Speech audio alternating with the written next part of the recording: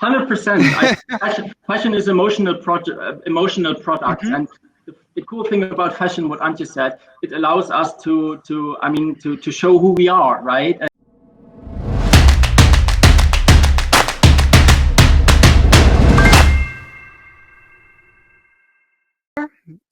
Wait a minute, 1 second. Okay. Antje tried. Oh yeah, Antje is also here. Oliver Lange, he's head of H&M Lab Germany. And we have Charlotte Kjellander. She's head of Wearable Electronics Group at Holst Center. Hi, everybody. Hello. Hey, guys. Hello. Hello. Thank you so much for finding the time to join us tonight in this official event of Berlin Fashion Week.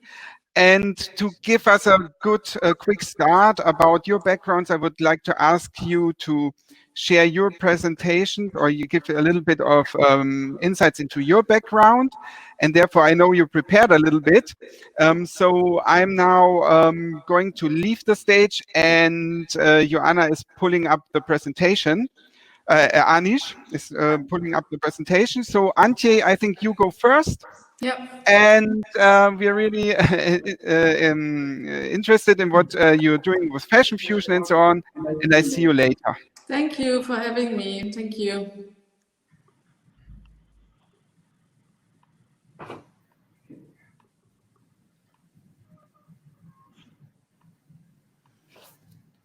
Yeah, just give you a short introduction about my fields of actions, and I'm responsible for brand experience at Deutsche Telekom, and one big part is of course branded spaces to drive brand transformation there and always be ahead of the innovatives and most immersive rooms we are setting up.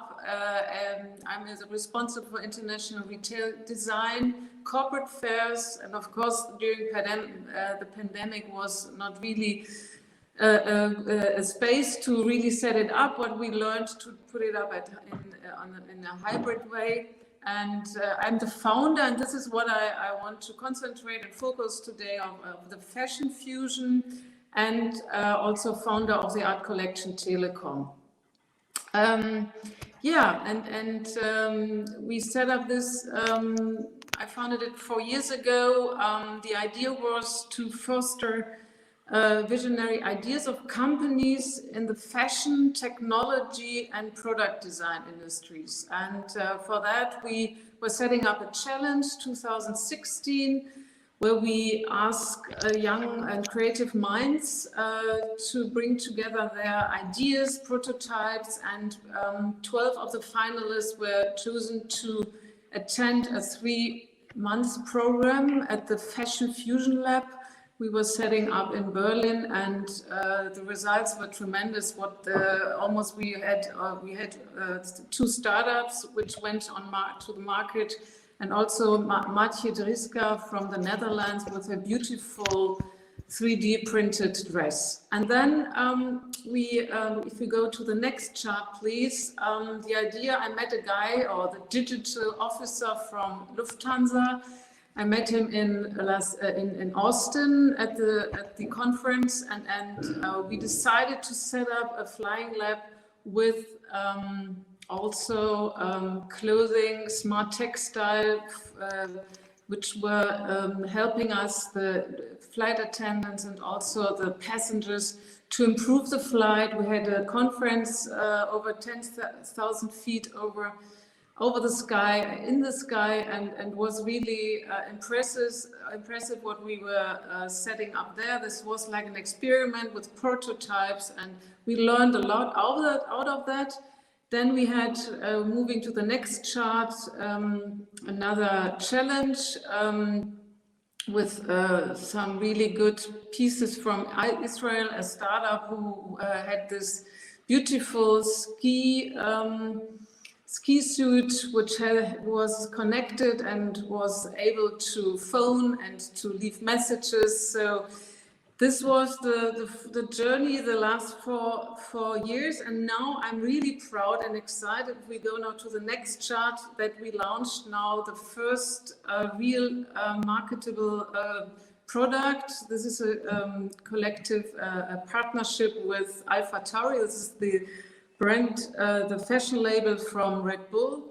Then Kjellander, who is from Switzerland, a producer of smart textile, who developed this very innovative e-soft shell textile. And of course us, who provided the whole technology, the power bank and the app. So this, we just launched this a few days ago, and you can have it, you can order it via online.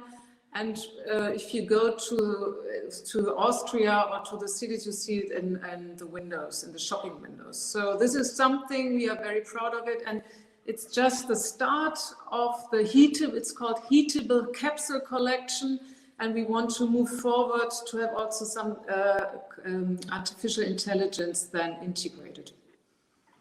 So this was my short and hopefully fast introduction. Thank you. It's fantastic. Thank you so much. See what we have achieved in a short time amount, I guess. Thank you so much. We're going to talk about it later. Yeah. Next is Olli. Yeah, Olli, if you are ready, the stage is yours to give us a few insights into it. Yes, amazing, Antje, what you've just shared.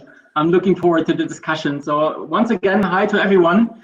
This is Oliver from H&M Germany. I have the pleasure to lead a little innovation team here in Berlin. We do local innovation, which is always based on co-creation, which is fantastic. We don't have the ideas. We just try to find the right people and bring them on board, create products and services that the H&M customers like. So our scope goes from ideation until rapid prototyping and also testing. So we try to make it really work for the customers. And we are a small team. And I would like to share 5 slides maybe with you guys to tell you what it is in the end that we are doing. So some of the projects that are running. I hope you can see the screen. So initially we started, and that's great because we have a story with Wearables and with Thomas.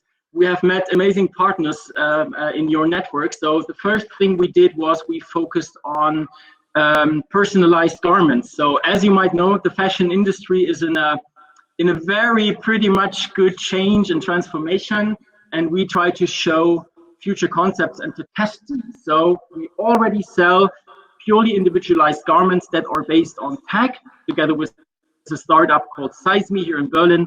And we of course try to now develop new garment types and disrupt the industry a bit in a way that we start producing when the demand is there, which is really exciting stuff. Next thing, which is amazing, is the Wearable Love campaign that we have launched last year.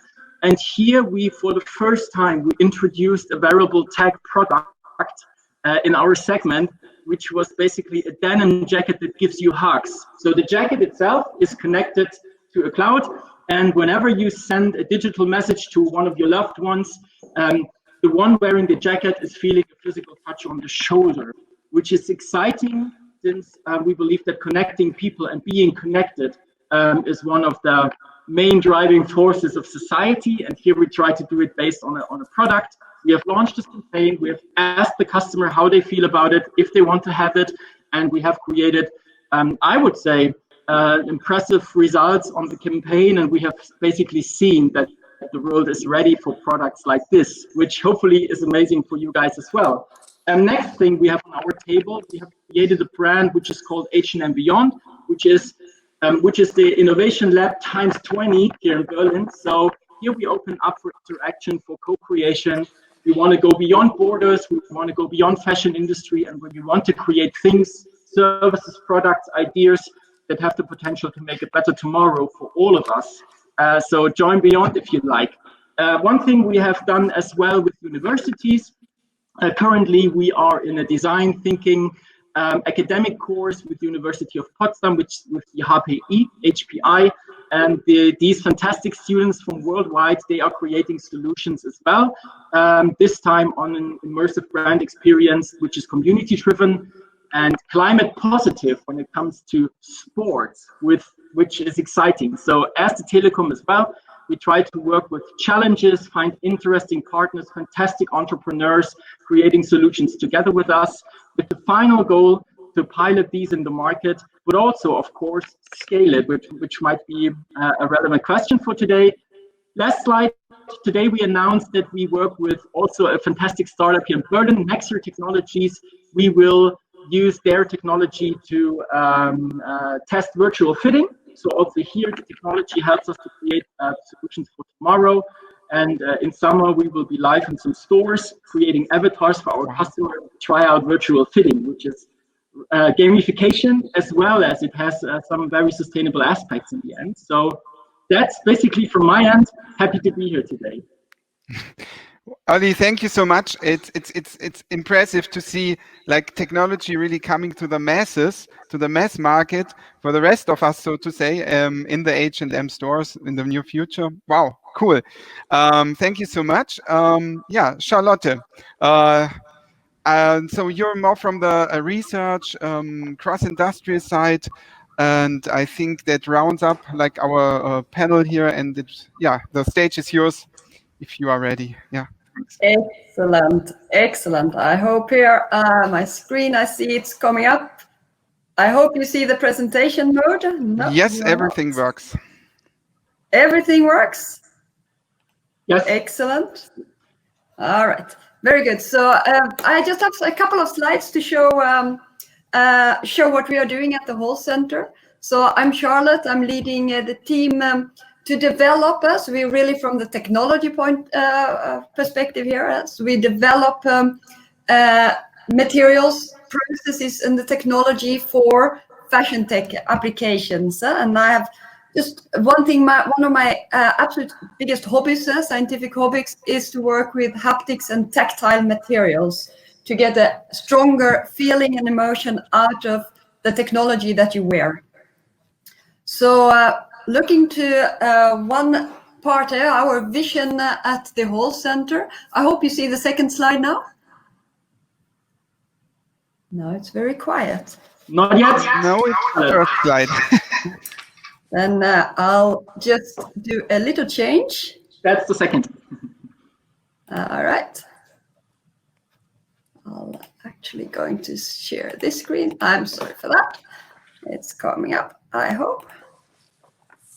Well, I can maybe, because now my computer is having a problem. So I just show it what we do. We work with materials that interact with things. It can interact as a shirt that I'm wearing right now, interact with the sun. Well, it's not much sun right now, but interacting and getting feelings of it. It can interact with the human body, as this shirt having biosensors that really going onto the body and interacting there further. But we can also interact with haptics, having a haptic interaction, giving senses and feelings over to the user. And here is a shirt that is actually not only interacting with the human with these vibration motors, but it's helping the user to breathe in a regulated way, and in that way to come to a lower stress level. So this shirt is not only doing that, it's first sensing your stress level and then intuitively getting over to also follow it and make sure that you go to this softer breathing. So that is what we do in my group. We develop the technology to have a seamlessly integrated product or concept, I would say. So we work together to develop concepts with the industry and other partners. That is shortly what we do. And I hope my computer is not crashing totally. And if it is, I'm coming soon. Everything good. We are in the virtual platform, so we wouldn't be a tech format if there wasn't any technical issues. So thank you. You're very well prepared to have the physical objects with you, and it's good to have an impression. I think sometimes that's even better than pictures, to showcase. Yeah, thank you so much. I think we got a good overview about the panel. And I would like to start the discussion coming back to Antje and the Fashion Fusion program. Since Deutsche Telekom is not very famous for, or hasn't been, or was not before famous for fashion. I would like to know what drove you to enter this the fashion segment, and what do you think is exciting about FashionTech and the Fashion Fusion program? We believe very much that smart textile has a horizontal application field. It's not only fashion, it's also interior design, it's interior of cars, it's in the health sector, very important. But what we thought 4 years ago was to have something which is beautiful. People want to wear something which is enriching their life, like functional, but also suiting. It's beautiful, it's nice, it's trendy. And our main point was also to attract women and to be more, presenting us more like a brand which is a bit more female, not as engineers driven like we thought. And I think the technology embracing of fusing with fashion, it's beautiful, because there you put human into the center of technology, and you can somehow show how technology is invisible and at the same time gives you a certain enrichment, and you can enjoy it more, and you can wear this vest or the jacket and you feel warm. And it was also for Red Bull very, very important not to have a sports wear. They wanted to have something fashionable, something which is which will have like a stage on the fashion floor, and it especially attracts urban explorers. Interesting. Yeah, congratulations again. You, I think yesterday or a few days ago, you launched the heating capsule collection. Yeah, super interesting to finally see a product coming to markets, hopefully. And that leads us to Ollie. Ollie, at H&M, you're also working on the field. And I think like your customers, they're also, what Antje described, I think that is also something you would, it's also your opinion, so that technology reaches women and other people that are not so much connected with it through FashionTech? Yes, agree. Yeah, 100%. Fashion is emotional product, and the cool thing about fashion, what Antje said, it allows us to show who we are, right? And if you leave the house, what you might never leave at home is garments. So I think what makes fashion so interesting, that you have it on your body. And when the past decades were like described by sometimes also chunky devices, right? Something you need to like devices, something you need to put somewhere. What is exciting about now is, and Charlotte also showed it, that it's rather more like going for smart textiles, something that is embedded, something that isn't too highly sophisticated technologically. So it's just a fashion garment as also the product from Antje, and you can just wear it. And I think that is the difference now, and that's maybe the paradigm shift that all waited for. When the last 10 years was maybe things on the wrist, right? Like having Fitbits or Apple Watches and everything. I think that's pretty much accepted. The next stage is it's fully embedded in fashion. So it allows you as a person, to have your use case and have your technology that is supporting you in whatever you want to be supported with.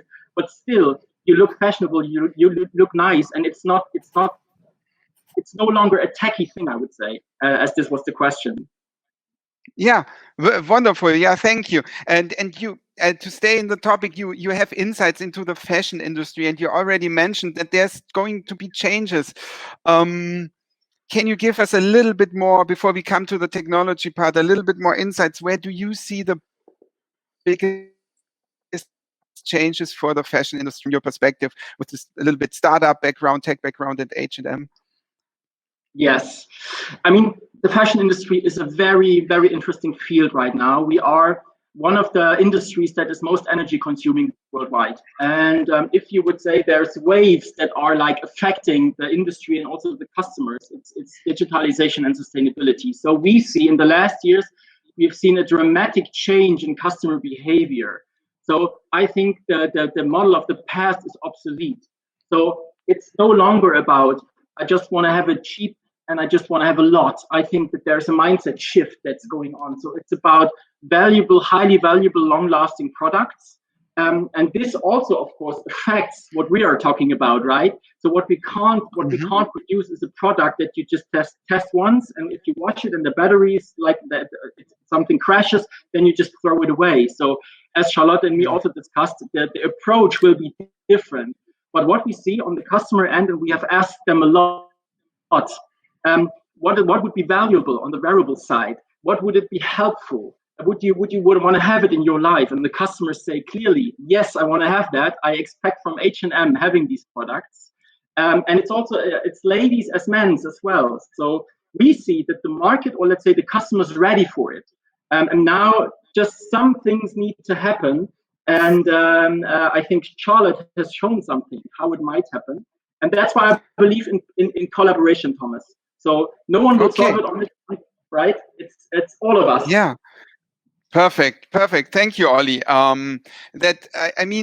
Charlotte, you are working with designers, but then also you're working with technology. So you're kind of bridging in between where Ollie comes from and the research and scientific part. So if one thinks about fashion, it seems to be so different from tech. Because my grandfather didn't have a phone, and now today we have these kinds of phones. But maybe he was wearing something similar like me. But we considered fashion to be super fast. So how do you manage to work with these two worlds? Because I think they feel very different to me. It is indeed two very different worlds. The tech where I come from, we are very data driven. It's 1 or 2, and it's nothing in between. And every time it's a 1, it's a 1. And in the fashion world, you work with emotions. You work to create something bigger. And I find that so exciting to try to unite these worlds and also bring something further as a concept. So technology has to be there, of course. And in the technology world, it's very easier, but we very often make something new, a concept, this works and it's stretchable and it's done. But no, then you have to integrate it into something that can be produced, that can be scaled up, and also to understand the differences between the technologies and the industries rather. So where we have the technology part, where we work with electronics, high-tech electronics, chips, printed electronics, pretty expensive stuff, actually, expensive equipment, and another way of producing. And then at the same time, we work with the fashion industry, where people are creative. They don't see problems, they see solutions out of things, making an end goal closer. So it's a different way of approaching the problems as well. And then uniting these two worlds together is a challenge, but it's also very exciting. So it's coming there. There are still gaps in between, but collaboration is a key word. Great, thank you. Can you maybe give us a few examples of what you're working on? What is the latest trends, the latest and greatest tech that you're using that you're allowed to talk about? Sure. So it's really this part. I don't dare to show any slides anymore. I do it live. It's to work on electronics that is printable on stretchable foils. And these are foils that can be laminated into textiles. It's what the fashion industry is used to see. So here's another design, but it's laminated into the textile, so it still is stretchable. For example, this is a biosensors printed. It's very, very thin, printed onto this material so that you can start using it in a normal also production method. So these are some of the parts that we are working on. And then the next step, what in the technology part, that is really big today as well, it's to be also able to integrate hard parts. I showed on this shirt before, vibration motors, to integrate them. So now we have something very stretchable, integrated with something really hard. So it should stay there at two different matters, and they don't always go very well together. But you don't want them to stretch and fall off. So here it's new materials needs to be developed, and they are starting to be there now. New processing techniques needs to be developed, and they're there as well. And now they need to be scaled up so that they are there for the large volumes. That is what in the technology world we are working on right now. Okay. Wow. Thank you. We have an echo here. So talking about these collaborations, can you hear me? Yes. Okay. Antje cannot hear me.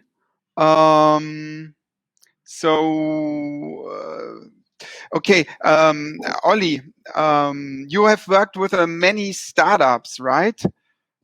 So what is your experience? Now we talked about from fashion to tech, but also startup behavior is part of the tech world.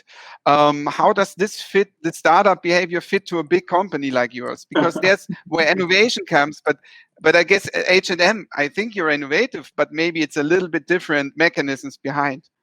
Yeah, great question. I like that. And I hope you can hear me, guys. So yeah, I mean, for us, that's the headline of how we do it. We believe that it can only happen with collaboration. So the answers of the past, they are not sufficient for the future. So what we try to do with H&M Beyond, we try to really adapt to the style of a startup. So first thing is we don't want to make them slower than they are, which sometimes can happen if you are corporate, right? And I think what works really great is to have a clear commitment in the beginning. What's the desired result? What's the partnership? Where do you want to land? Does that fit, right? What's our goal and what's your goal? Does it fit in the life cycle of a startup? And then really share also the resources, be on eye level and co-create the results. For me, that's the way to go. So having a small team here in Berlin from the H&M side that can take decisions, that has 100% ownership on these things. So because that allows that you have a certain speed on these aspects. And then you just separate the work in chunks, and then you just evaluate all together. And you try to really crack the code. What could you give the startup? So what could be the value for them? And we see that visibility and testing and being with the customers, getting live customer feedback on products and things that we test for the startups, with the startups, that this is a great win-win situation. I wouldn't say that it's always working, but I'm really empathetic for the startups and try to always find out, is it helpful for them to not, so that we don't slow them down and that we are part of creating their impact, right? Because that's what we can do as a bigger corporate. So Olli, I guess there are quite a few startups in your audience. So if they want to be part of your lab, of your innovation-driven program, what is a criteria is there a criteria that you can say that is important when they want to work with you? Do they have to fulfill something? Is there something aspect to this? Yeah, I mean, maybe a shared view on what are the values that we can also like have a co-creation and we can test something. Like I can say that there's no criteria that say please don't ever contact us. It wouldn't make sense. I think we are right now. We are very open to hear everyone and everything. We want to get the ideas. We want to hear. We are not the ones that can make funding, so that's not our main goal. So if a startup is in a situation where it's about funding and growing, then we are not the ones. I think we are the ones to make sure if you co-create with us, we can create quick pilots and we can have thousands of customers giving feedback and testing it. But it's not restricted to products. It's not restricted to services. It can be a lot of things that H&M World would like to offer in the future. So that's basically it. So it's just contacting us and then we will see where the journey goes.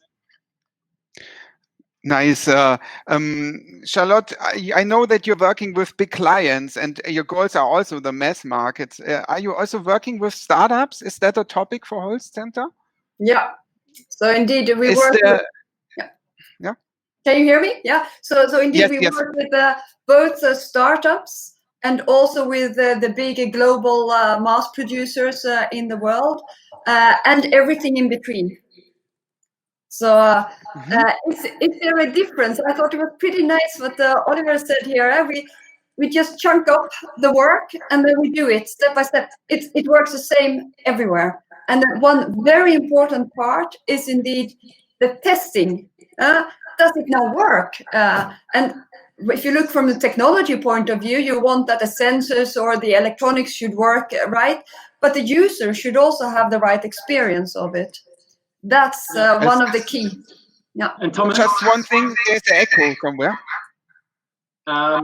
Maybe Thomas, I can add to that if you like, because I like what Charlotte said. Because from the customer side, and we have millions of customers, we see that there's a need. They want to be part of it.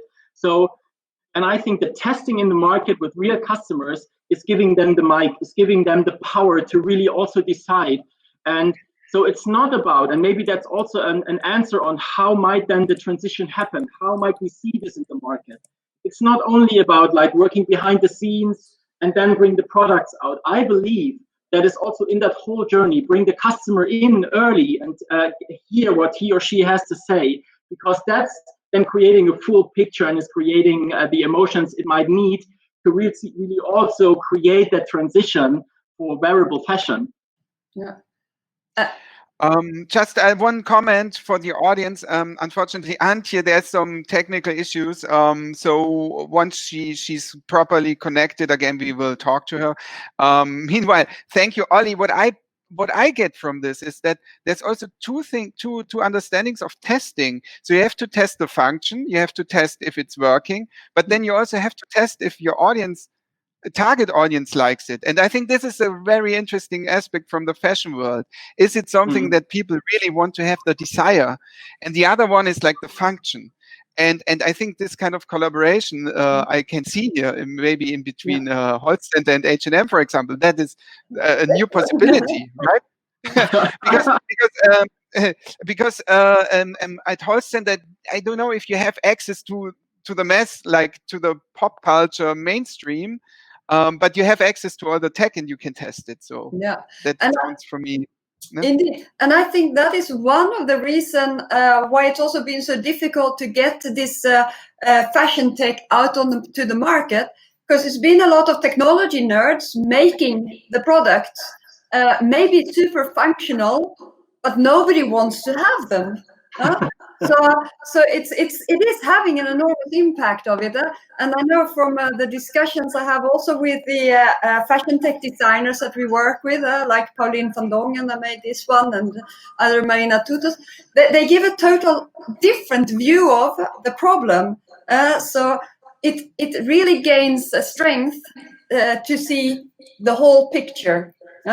It's still a lot of work, that's for sure. There's still a lot of work to get there. But we have to find ways of getting there together. Yeah. That's interesting. That's that's an echo. It's one of the points I think that also our audience is interested in. What are the challenges? What is like? How do we get step by step to the mass markets? Charlotte, where's in your understanding? What do we have to do? What needs to be solved next? Yeah. So if you really look to the technical challenges, and now it's really the hardcore technology here, it is to have materials and everything stretchable enough so you really can do these things with the things. It has to be washable and remain its function and remains robustness. And another technical difficulty challenge is all the connections. So to get the information in and out and drive it.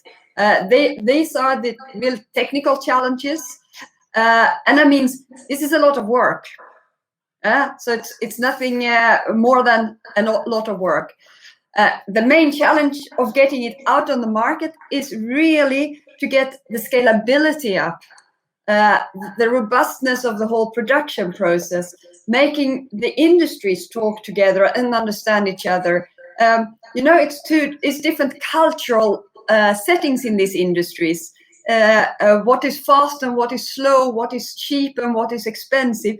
there are very different levels here in the high-tech and the fashion industry. So getting that cultural levels a little bit equalized, that is a challenge. And indeed have all the materials available and the supply chain. So there are challenges, and the only way forward indeed is to find it together and get the things out. Yeah. Cool, interesting. Like Ollie, from your perspective, I know that you're working on these projects, but what do you think? When can we expect to be able to shop FashionTech products at H&M stores? Well, that's the mean question after Charlotte speaking about the problems. But if you ask me personally.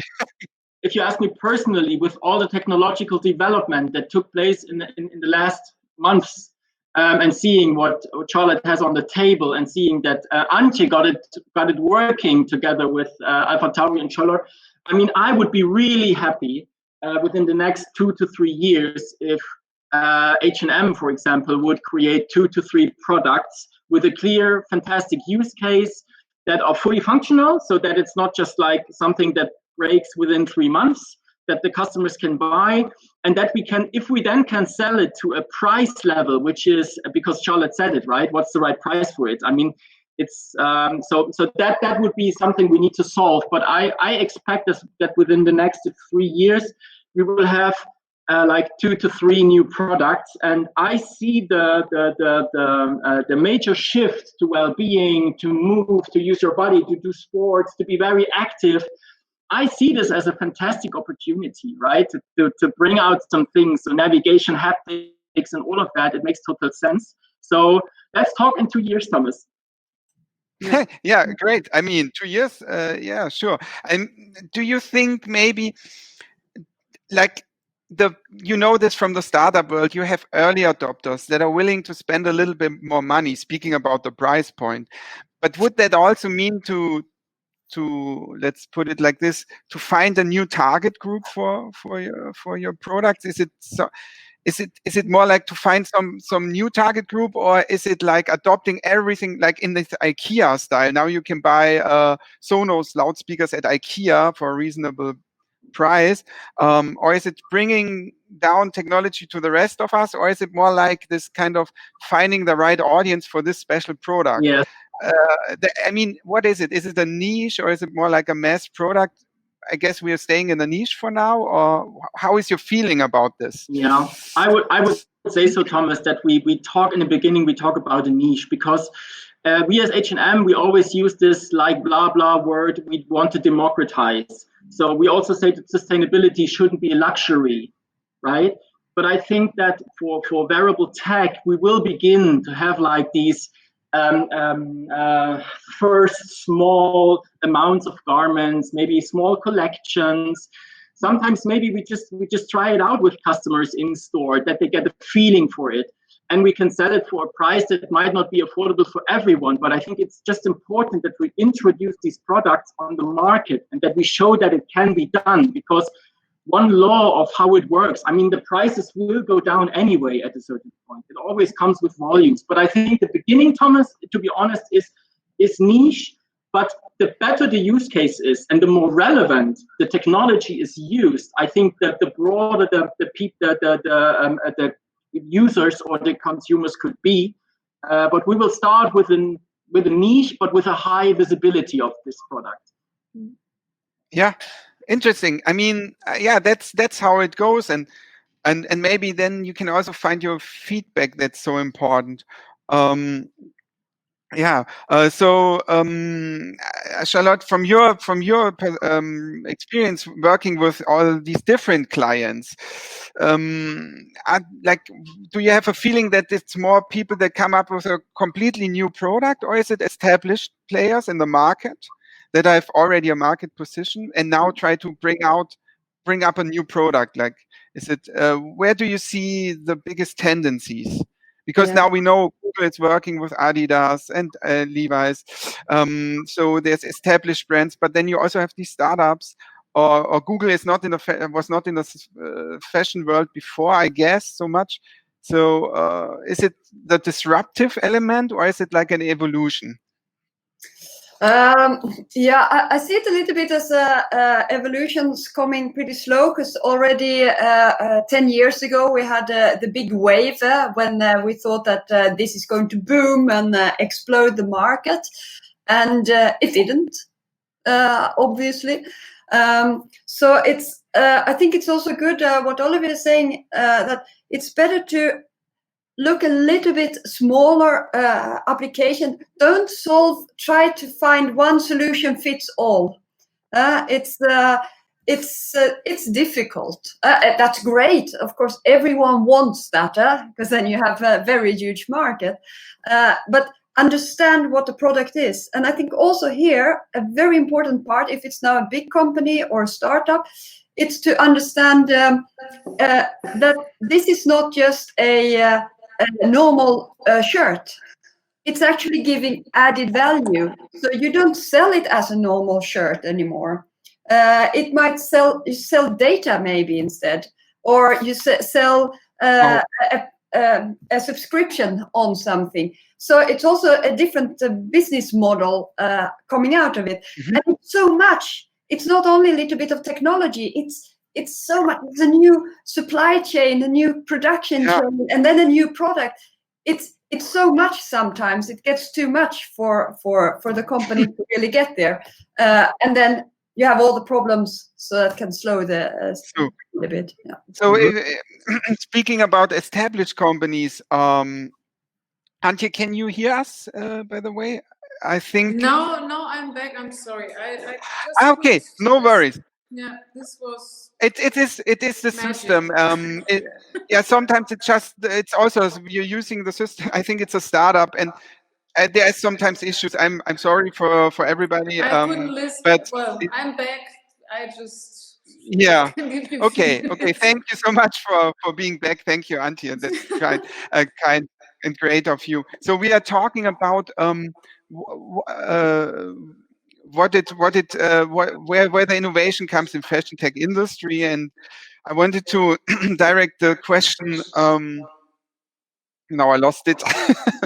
But Antje, what I wanted to ask you before the technical issues appeared, we were talking about collaborations in between cross-industrial entities. Like you work with Red Bull and with Alpha Tauri and with Kjellander, and all of these companies, they have a different agenda, I guess. And how did you come together and find a common goal?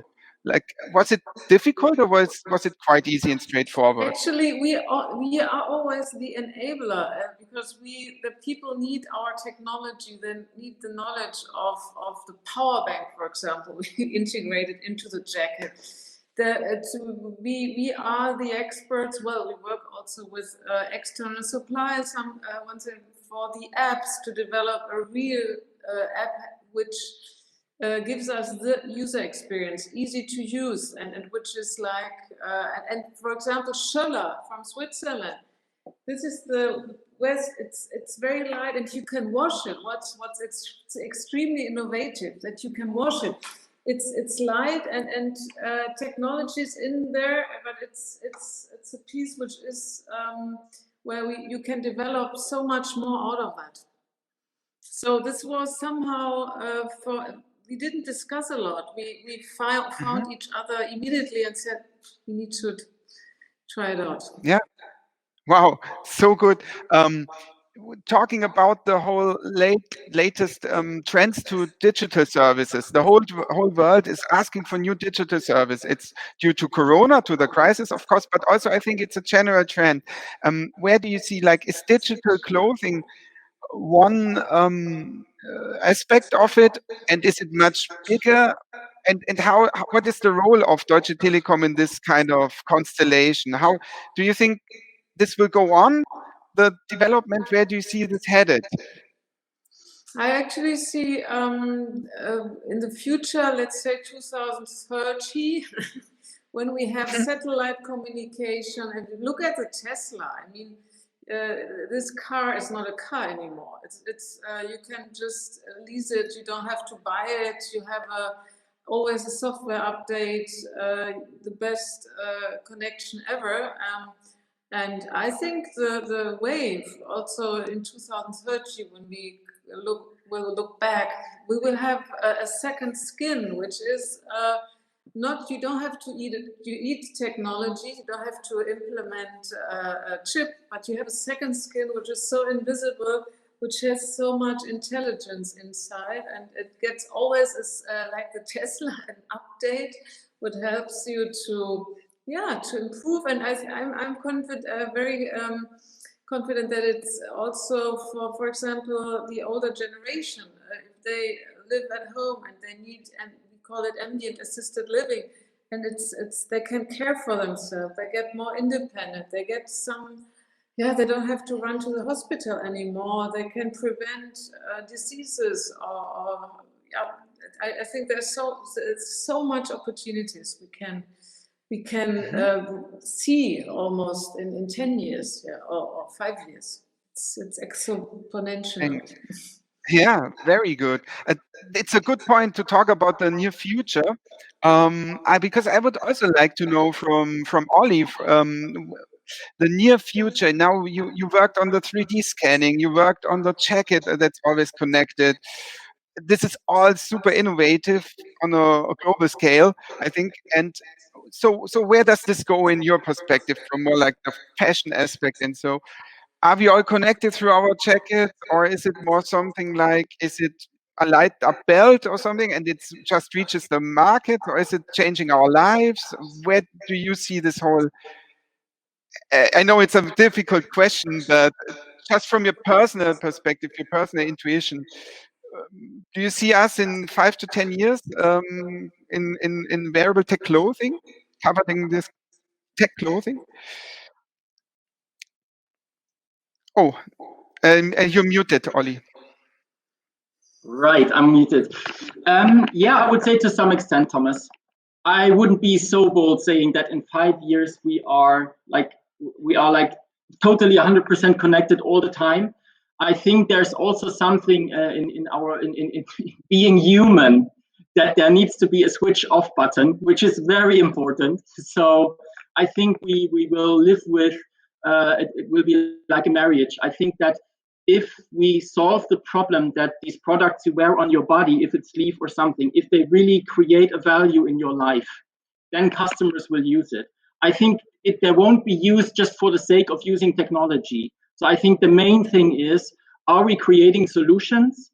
And being connected is something that there's a demand being connected. And if that can happen without screens in your face and without devices you need to take in your hand, then that's, I think, solving a problem. So I would say yes, Thomas, but it's limited to what is really needed in our lives. And this is the field where we can play. Very good perspective. Yeah, definitely understandable. Charlotte, from a perspective of technology, we learned from you that it's about stretchable electronics. It's about connecting hard parts with soft parts and washability. Let's say we have solved these issues, and technology is available 5 years or so. Where would you develop? Where do you see technology going then, once we have solved the baby problems? The baby problems, yeah. How does this technology grow up then? Exactly. No, it's also what Oliver and Antje said, is looking to the full system. It's going towards skin-like electronics. So you really, not only, it feels like it is a skin, you hardly see it, you hardly feel it, and it's really communicating with you intuitively. Yeah? That's where you see what I see the technology, and for fashion technology also going. Something so thin, so small that you don't notice you have it, and it's actually, you don't need to steer it either. It steers by itself and communicates with you directly. That's where we see, and for preventing, so healthcare is important. We see it now as well with the COVID pandemic. Healthcare is extremely important, and not only to cure diseases, it's to prevent. That's the most important part. So already communicating in an early stage how your body is functioning and how you are responding to things. I think that's a key for the future, really. Wow, nice. My personal experience was when the iPhone came out. I didn't know that I need one, and then once I had one, I knew that that this is what I need, and I have a feeling that this could happen also with fashion. To slowly come to the end of the discussion, I would change topic now and ask you a little bit about Berlin. What do you think about Berlin? This is part of Berlin Fashion Week, this event. Is there a special aspect about Berlin? It's interesting to have all these different perspectives because Charlotte, you're from you're not from Germany, and but you also have a perspective there. And Olli, you're located in Berlin. Maybe and Antje, your Fashion Fusion lab is located in Berlin. Why Berlin? Olli, do you want to give an answer? Sorry. Yeah. I mean, I like Berlin from a societal aspect. I always feel that everyone can be who they want to be. So I feel that everyone comes to Berlin because it has a certain set of freedom, and so that's one aspect which I really like. The other aspect is everyone is here. So you have just said it. I mean, the Telekom, there's a lot of labs. Charlotte is still missing. She will come over at a certain point. But I think when it comes to the startup scene and like entrepreneurs, people that are that are willing to create a future, and you have that sense of, come on, let's do something together. I didn't get that feeling from somewhere else, to be honest. So I believe that Berlin is like the playground where everything can happen, where magic can happen, and everyone is interested in creating something. That's what I really like. And I mean, our head office in Germany is in Hamburg, and it was a decision to be in Berlin, not so much in the corporate world, but like going a bit outside and be having that open door to the startup scene and entrepreneur scene. And I think that this is something typically Berlinish in Germany. Okay, great, thank you, Olli. Who wants to go next? I Charlotte, think even though I'm not in Berlin, but indeed it's what Oliver says, it's the openness that people dare to do what they want to do, and they also go out and express things openly on the street. It's not like I'm from Sweden. From Sweden, everyone dressed the same. It's I didn't know it, but I see it now when I come back. You don't see that in Berlin. Because everyone dresses differently, because you express and you want to show what you have, and that is pretty cool, and that you can feel when you are in the city as well. Yeah, that I love. Yeah, and I think it's still a major hub in Europe for startup scene, and still low cost for living compared to other hubs in Europe. And I think this is what counts, that people who are really creative and are concentrating on their ideas and don't have to spend so much money for a living, then there's a good potential still to develop innovations here. And I think Berlin is quite very international and an agile and an open environment. So I think, yeah, I mean, it's always also the collaboration between the different cities, which is it's necessary. You cannot just stay alone, isolated in Berlin. You need to have this interaction. Yeah. Okay, so Berlin is also a piece of a bigger network, so to say. Okay, great, thank you. And now last question, and I have to ask you to answer very quickly because we're running over time. If everything was possible in the fashion tech world, every function, every design, and you could choose one piece of fashion tech that you would immediately get, what would be your wish for fashion tech? Olli, you're laughing. Do you have an idea? I'm really humble. I want to have garments that produce electricity while moving. So there's always a light on. The smartphone is always full. So produce electricity. That would be my only demand for the next 2 years, Charlotte. Please make it happen. But that was my wish. I want a stretchable, conformable battery that recharges from nature by itself. Great. And I think some e-skin, electronic skin, which I can eat whatever I want, drink whatever I want, but it gets antioxidant and I feel healthy. I don't have to care about it. I'm just enjoying life.